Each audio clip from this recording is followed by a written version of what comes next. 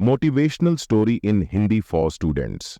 ये कहानियां छात्रों के लिए काफी महत्वपूर्ण होती हैं क्योंकि छात्रों के जीवन में उतार चढ़ाव आता ही रहता है और इन सब से बाहर निकलने के लिए जीवन आधारित मोटिवेशनल कहानी छात्रों को प्रेरित करती है।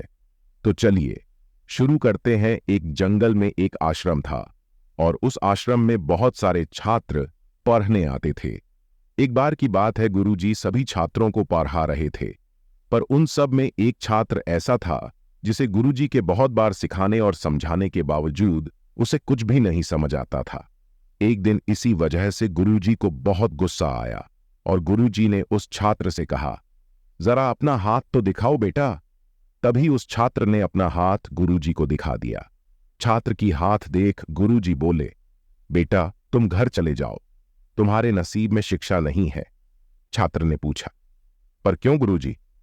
गुरुजी बोले, तुम्हारे हाथ में शिक्षा की रेखा ही नहीं है। तभी गुरुजी ने एक होशियार छात्र के हाथ की रेखा दिखाते हुए बोले, देखो यह है वो शिक्षा की रेखा जो तुम्हारे हाथ में नहीं है। इसीलिए तुम अपना समय नष्ट ना करो और घर चले जाके वहां अपना काम देख लो।